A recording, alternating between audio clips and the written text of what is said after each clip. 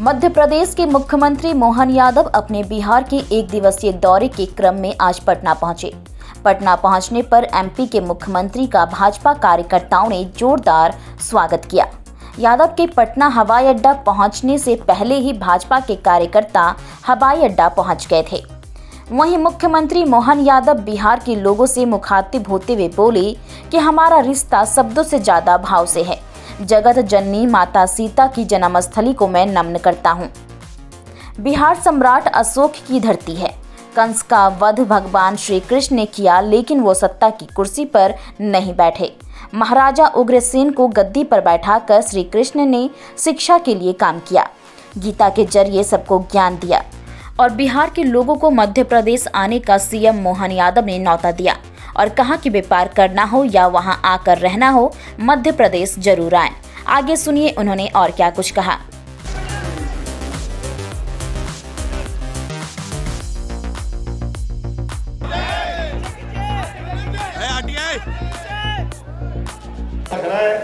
मैं भी सौभाग्यशाली हूँ। माता सीता की जन्मस्थली बिहार में आकर के मैं आप दोनों को सभी को हाथ जोड़ करके प्रणाम करता हूँ। जगत जननी माँ, भगवान राम का वर्तमान का स्वरूप जिस प्रकार से दुनिया में पूजा गया, हम कल्पना करें कि भगवान राम के साथ जीवन में जब तक माता सीता नहीं जुड़ी तो राम जी का स्वरूप इस प्रकार का था, लेकिन सीता जी के आने के बाद पूरा जीवन सीता जी और सीता जी के बाद का काल भी राम जी का जो जीवन आया वो वाकई माता जी के कारण से आया है। ऐसी पवित्र धरती पे मैं प्रणाम करता हूँ, अभिनंदन करता हूँ। मैं खास करके बिहार के नाम के मामले में मेरा थोड़ा महाराज जी कंफ्यूजन है। मैं समझने के लिए आपसे भी चाहता हूँ कि यूपी बिहार दोनों की जय बोलने के लिए बिहार का नाम बिहार है या कुछ अलग हटके है। मैं तो इसको इस रूप में देखता हूँ। बोले वृंदावन बिहारी लाल की। भगवान कृष्ण के नाम पे जिन दो राज्यों का नाम आता है उसमें से उत्तर प्रदेश और बिहार है, इसके बाहर कुछ है क्या? ये जो आनंद हमारे सबके सामने है, दोनों राज्यों के नाम अपने आप आ जाते हैं एक जयकारे में। ये यश कौन दे सकता? ये केवल एक ही नाम दे सकता है जिसका एहसास हम सबको है। मैं तो सौभाग्यशाली हूँ जिस धरती पर बात कर रहा हूँ, ये भगवान महावीर स्वामी की धरती है, जिनके आधार पर बिहार की अलग पहचान बनती है। सम्राट अशोक की धरती है। सम्राट अशोक का मध्य प्रदेश और उज्जैन से खास करके एक अलग रिश्ता रहा है। अशोक 10 साल तक उज्जैन में कुमार करके थे तत्कालीन समय में, जिनकी संघमित्रा और महेंद्र 2 संतानें भी हुई थी। और ये हजारों साल से अपना मध्य प्रदेश और बिहार का रिश्ता रहता आया है। जो यहाँ सम्राट बनता था पहले वहाँ वो राज्यपाल करके काम करता था, गवर्नर करके काम करता था, और उसके बाद वो मगध में आते थे। पूरे देश के शासन संचालन में मध्य प्रदेश की भूमिका रहती थी। और बाबा महाकाल की नगरी, जहाँ से राजा सूरसेन यादव की लड़की से भगवान कृष्ण का 5वां विवाह हुआ, जिसका नाम मित्रविंदा है। भगवान की शिक्षा दीक्षा भी वहाँ हुई। कई बार कोई लोग अपने समाज को कहते हैं कि शिक्षा की बात का महत्ता बताएं, तो जरूर बताना चाहिए, माननीय न्यायमूर्ति जी ने भी कही है। लेकिन शिक्षा के मामले में हमारा समाज कितना जागृत है, इसका उदाहरण 5000 साल पहले भगवान कृष्ण के काल से भी जुड़ता है। जब भगवान ने कंस का वध कर दिया, और ऐसा दुनिया का कोई उदाहरण नहीं है जब कोई सत्ताधीश का वध करे और वो सत्ता की कुर्सी पे ना बैठे। वो केवल यादव समाज से निकले भगवान कृष्ण है, जिनने आगे बढ़ करके शिक्षा को महत्ता देते हुए, बजाय वो सिंहासन रूढ़ होने के, महाराज उग्रसेन को सत्ता में बिठा करके उनने शिक्षा की क्या महत्ता ये सबके सामने बताई। और हमको सबको मालूम है, एक ऐसे विद्यार्थी के नाते से भी उनकी पहचान है जो 5000 साल पहले उज्जैन में शिक्षा ग्रहण करने गए। यद्यपि वो उथल का दौर था, समय कम मिला, लेकिन भगवान को शिक्षा का समय कम मिलने के बाद भी 14 विद्या, 64 कला, चारों वेद और शिक्षा ग्रहण करने के शिक्षार्थी भी कैसे, जब जीवन के किसी भी मौके पर पढ़ना बहुत सरल होता है, लेकिन पढ़ी हुई बात को हर समय स्मरण रख के अपने मुखारविंद से निकालने की जिनमें क्षमता है, वो केवल एक ही विद्यार्थी में रही, भगवान कृष्ण में, जिन्होंने पूरी की पूरी शिक्षा का सार कर्म के माध्यम से, गीता जी के माध्यम से दिया, करने के लिए तत्पर है। कोई भी क्रांतिकारी हो, कोई भी आजादी के सिपाही हो, अगर गीता नहीं पढ़ी तो उसको लगता जीवन अधूरा है। महात्मा गांधी से लगा करके हमारे तमाम क्रांतिकारी और दुनिया के सभी लोग जीवन में किसी मार्ग में बढ़ना, जिनने भी बड़ा संकल्प किया, गीता सदैव उसका पाथेय बनकर मार्गदर्शन करती रही है। ये हमारा सौभाग्य है। हम सब भगवान कृष्ण को हमारे वंश का तो मानते ही है, लेकिन भगवान कृष्ण की पहचान कैसी है? पूरे समाज के अंदर जहां कोई अव्यवस्था दिखे, जहां कोई अधर्म की बात दिखे, अगर किसी ने आगे बढ़कर अधर्म के खिलाफ संघर्ष करने का मादा उठाया तो वो केवल एकमेव भगवान कृष्ण है, जिनने अपने जीवन को आगे लगा करके सबके सामने खड़े होकर के धर्म की स्थापना के लिए सबसे पहले कदम बढ़ाया। हमारा धीरे से क्यों बोल रहे हो? जोर से बोलो, गोपाल कृष्ण भगवान की जयकारा हो तो ऐसा हो, गगनचुंबी हो, आनंद आना चाहिए कि हाँ, हम जिनका जयकारा लगा रहे हैं वो जयकारे का आनंद हमको आ रहा है कि नहीं आ रहा है। और आप सबको तो सौभाग्यशाली, बिहार के लोगों के लिए तो कई कई कारणों से मैं प्रणाम करता हूँ, आपका आनंद महसूस करता हूँ। मैं माँ क्षिप्रा के तट से आकर के गंगा के तटवासियों को प्रणाम करके उसका स्पंदन महसूस कर रहा हूँ, उसका आनंद महसूस कर रहा हूँ। ये एहसास मुझे है कि जिस प्रकार का समय चल रहा है, इस बदलते समय में वाकई हम सब देख रहे हैं कि लोकतंत्र को सच्चे अर्थों में जिंदा रखने में आज के समय में हमारे अपने समाज की भूमिका बहुत बड़ी है और उस भूमिका को हम सब समझते हैं। ये अलग बात है कि हमारे उस भूमिका में से कई सारे कोई कई अर्थ निकालते रहते हैं।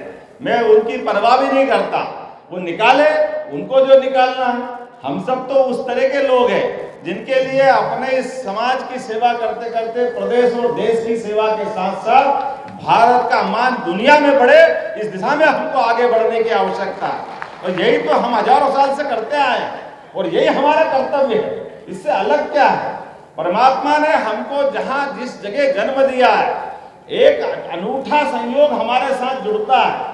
हम अगर गोपाल कृष्ण बोलते तो केवल बोलने के लिए नहीं बोलते, हमारे घर में गाय है इसलिए गोपाल बोलते हैं। तो परमात्मा से, प्रकृति मात से प्रेम करने का उदाहरण अगर कहीं दिखाई देता है तो निश्चित रूप से वो यादव समाज से दिखाई देता है, जो माँ गौ को पाल करके भी अपना जीवन चलाते हैं, लेकिन परमात्मा के माध्यम से प्रकृति प्रेम को भी दिखाते हैं। जो प्रकृति से प्रेम करता है, जो जीव मात्र से प्रेम करता है, वही तो गोपाल हो सकता है। इसके अलावा कौन गोपाल होता है?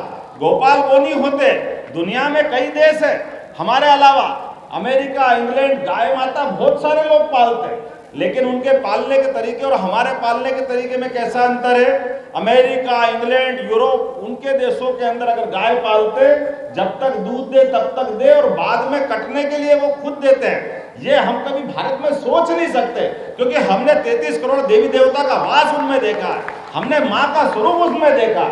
और हम तो जिनके जय जयकार कर रहे हैं, उनकी कभी कल्पना करो, भगवान कृष्ण का जीवन अगर हमारी कल्पना में ध्यान में आएगा कि ऐसा बालक जिसका जेल में जन्म हुआ हो, कितने कठिनाइयों के बाद भगवान ने अपना जन्म उसके सिद्ध किया होगा।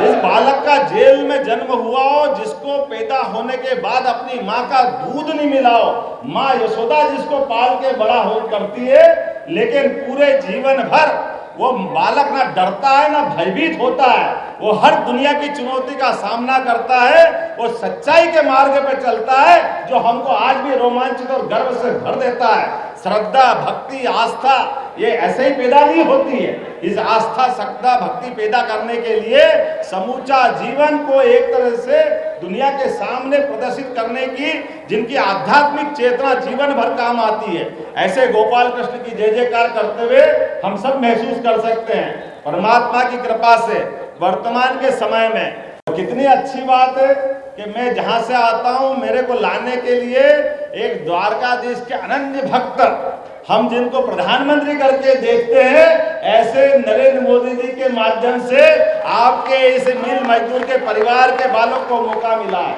मुझे इस बात की प्रसन्नता है मैं ये नहीं कह सकता कि मेरे पिताजी, चूंकि पिताजी के नाम के आधार पर कोई पहचान नहीं है, उनने अपने जीवन की कठिनाइयों से बच्चों को जो बालक बड़ा करने का जो संघर्ष होता है, उस संघर्ष की भक्ति से तप करके उन्होंने अपना जीवन निकाला।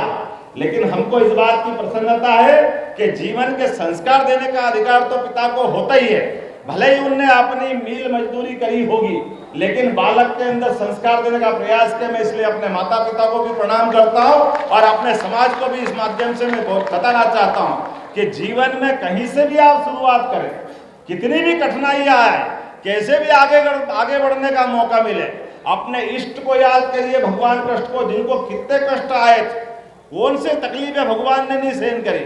और आज भी हमारे समाज जीवन में कितने कष्ट हो सकते हैं, लेकिन इन कष्टों के बावजूद भी हमको मालूम है इस देश में चाय बेच करके जिनका परिवार चलता हो, वो देश का प्रधानमंत्री बन करके दुनिया में गौरवान्वित करने का जिनमें साहस है, जिनकी माता किसी के घर में जाकर के बर्तन साफ करके अपने बच्चों को लालन पालन करने की जो कितनी कठिनाइयों से उन्होंने अपने को बच्चे का पालन किया होगा, ये कितने दर्द की बात है। लेकिन उन्होंने अपने बालक के संस्कार दिए। ऐसे हम में से हर एक की कहानी हो सकती है, हर एक के जीवन में कठिनाई हो सकती है, लेकिन ये कठिनाइयां तात्कालिक होती है, ये क्षणिक होती है। इन कठिनाइयों से अगर हम घबरा जाए तो हमारी मूल चेतना से हम अपने आप को दिग्भ्रमित कर लेंगे, उससे हम दाएं बाएं कर लेंगे। और आपने तो समिति का नाम कितना अच्छा रखा, श्री कृष्ण चेतना विचार मंच। कृष्ण भगवान का नाम का अगर दूसरे अर्थों में भी अर्थ निकालो, जिनको कृष्णा करके कहते हैं, तो कृष्णा किसको कहते हैं? जिसको किसी बात की तृष्णा नहीं, वो है कृष्णा। जिसको अपने जीवन में वही तृष्णा नहीं, वो सच्चे अर्थों में कृष्णा है। हमारे जीवन में कई ये शब्दों के अर्थ तो पकड़ो। चेतना बोलते ही अपने रोम रोम में रोमांचित आ जाए, अपने रोम रोम में उत्साह, उमंग और ऊर्जा का भंडार निकल पड़े, तो चेतना कहते हैं। और आपने तो पूरा नाम ही उसके माथे रख लिया, श्री कृष्ण चेतना विचार मंच।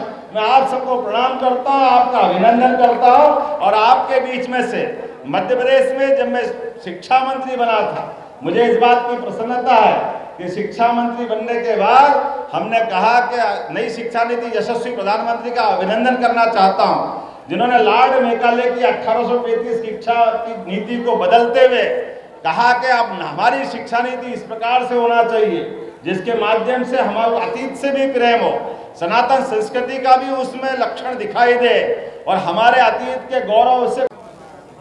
श्री महंत डॉक्टर सुखदेव दास जी महाराज, आपके चरणों में प्रणाम महाराज जी।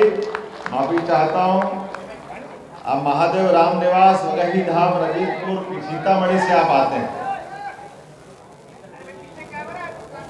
इस अवसर पर मैं हमारे बहुत वरिष्ठ नेता, विधायक, मंत्री, अध्यक्ष, बहुत सारी जवाबदारी जिनने निभाई, माननीय नंदकिशोर यादव जी जो सामने बैठे, ये हमारे लिए बहुत सम्मान की बात है, बड़ी बात है। मैंने कहा था भाई साहब यहाँ बैठिए, आपने कहा नहीं मैं सबके साथ बैठूंगा, तो जोरदार तालियां बजाएं माननीय नंदकिशोर यादव जी के। ऐसे भारत सरकार के पूर्व केंद्रीय मंत्री और वर्तमान में सांसद राम कृपाल जी, आपके लिए भी अभिनंदन। समाज के साथ आपने बैठने में गौरव महसूस किया। मैं आप दोनों को भी हाथ जोड़ के प्रणाम करता हूँ, आप सबको प्रणाम करता हूँ और अपनी बात को छोटे से में